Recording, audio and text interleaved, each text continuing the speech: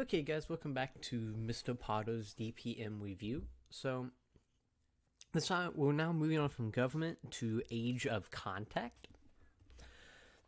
Remember, guys, when we're talking about early European explorers, it's Age of Contact. Like, contact is like touching, so it's the age of two different peoples or cultures touching, okay? Age of Contact. So, again, I'm kind of going to go over a general overview of the entire a lot of the unit, but we don't need all of it. So if you're looking at your review sheet, if you're following along, second page, Age of Contact, we'll go through a little bit of the background, kind of talk about purpose of exploration, and then we'll talk about some of the explorers. Okay, so Age of Contact, remember, the reason this happened is Europe wanted to go to India and over to the Philippines, Spice Islands they call them, because they wanted spice, and they couldn't go through. It was difficult to go through land. It was expensive, and the Ottomans were stopping them. Okay. Again, they wanted spices like cinnamon, saffron, nutmeg, pepper. Saffron is the world's most expensive spice. It costs a lot of money to make, so it was very valuable. So the first one, Explorer, we'll talk about. So remember, they're trying to find a way to India. Christopher Columbus says, I'm going to sail across the ocean to make it to India. So he has a couple of voyages, but in 1492 is his first one. He goes and he finds the Caribbean, which he thinks is India, and he meets the Native Americans. He thinks they're Indians. He enslaves some of them. He takes their gold. He is Italian, but he's sailing for Spain. So he's not on your list of explorers, but he is from Spain. But because of him exploring the New World, a bunch of people in Europe, remember Europe is over here. I hope you see my mouse on the right side of the screen. Europe is over here. They were racing to take America. And eventually it's going to create the Columbian Exchange, which is just an exchange of goods.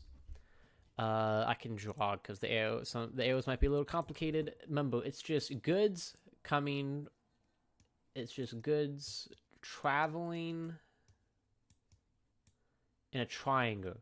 So again, think of a triangle. Goods are coming from every side. It's going up and down. I know this is kind of a thing, but I'm just trying to get the point. Things were going back and forth, okay? Let me see if I can get my eraser here.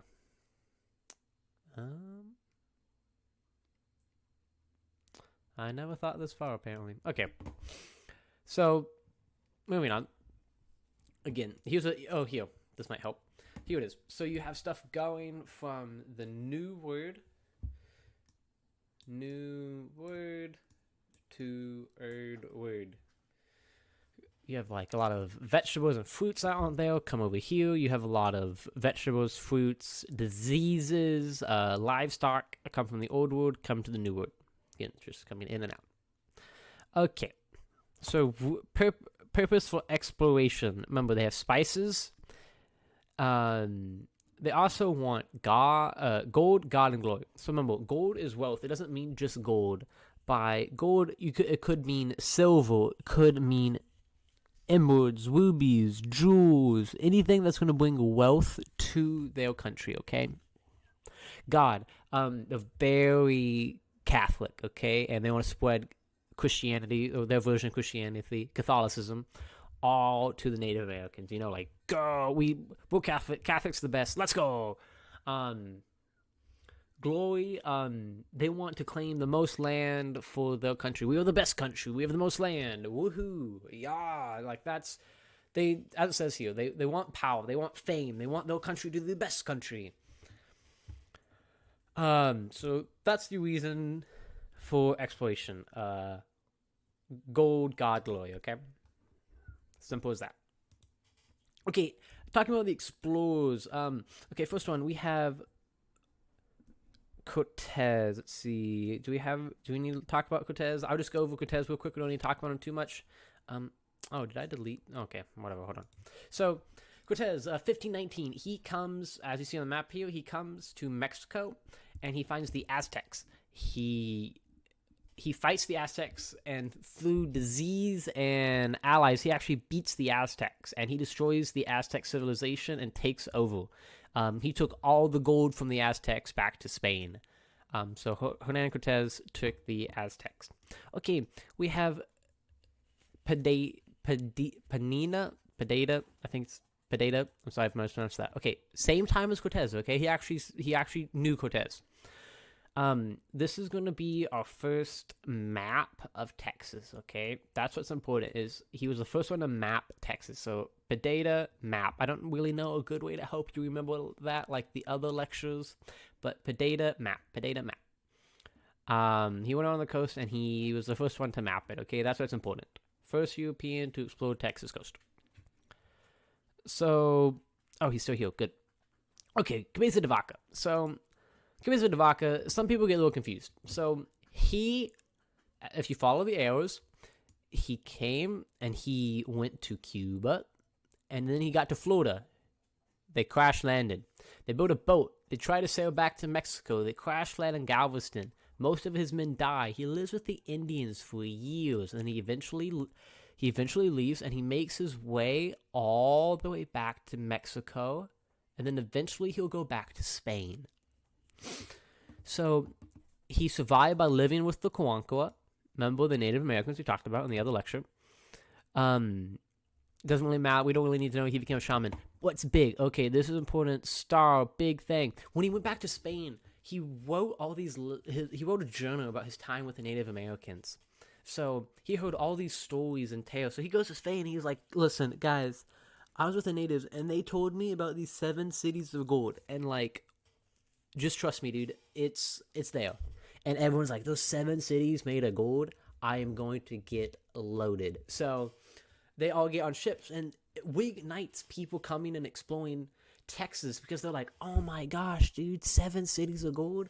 I'm going to be as rich as the king. Like, they are really wanting to come back to Texas after Cabeza de Vaca. So if you guys want to like write down, look, Cabeza de Vaca, his letters or journals reignited more Spanish exploration, 7 cities of gold, okay? Coronado. Okay, so remember Coronado, 1540, again, this is after Cabeza de Vaca. He was about the 7 cities of gold, and he's like, wow, this is gonna be awesome. I'm gonna get all these guys and go find these 7 cities. He goes all the way up to Kansas. Actually, you can see the red line down here.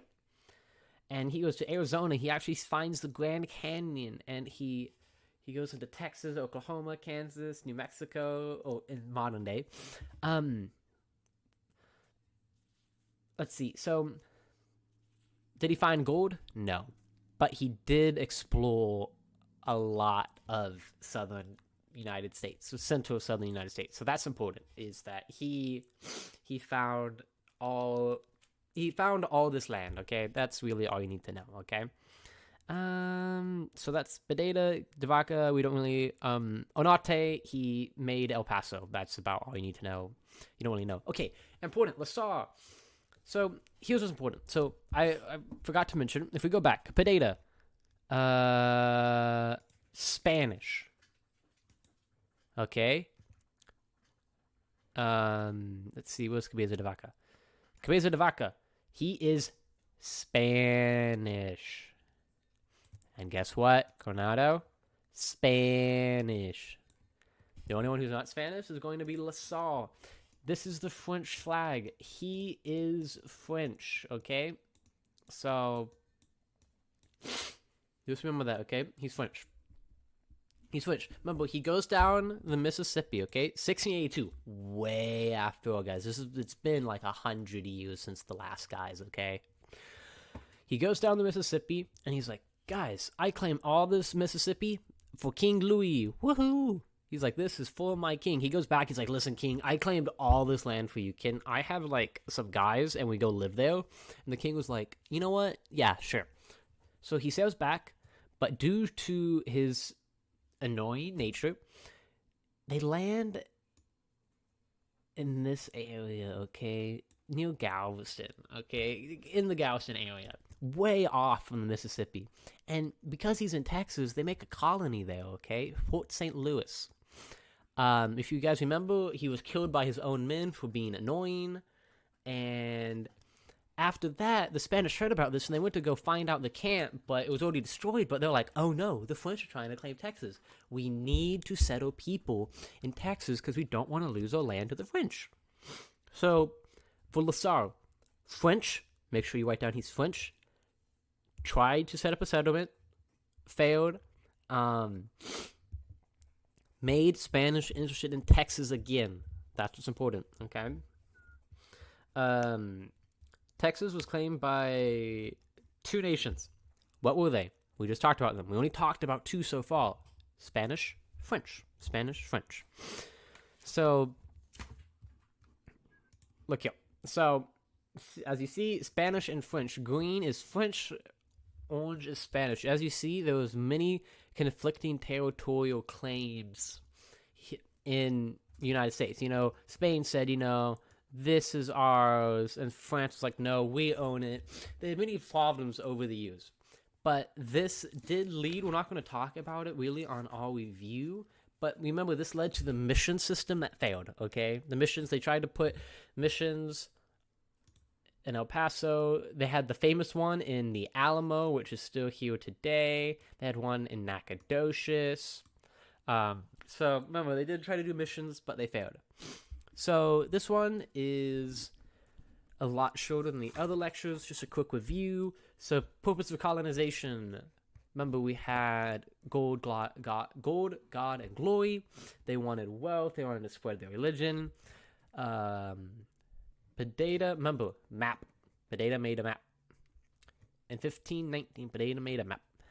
Then we have Cabeza de Vaca. Remember, Cabeza de Vaca, journals, letters. We ignited Spanish exploration, okay? Make sure you have that one down.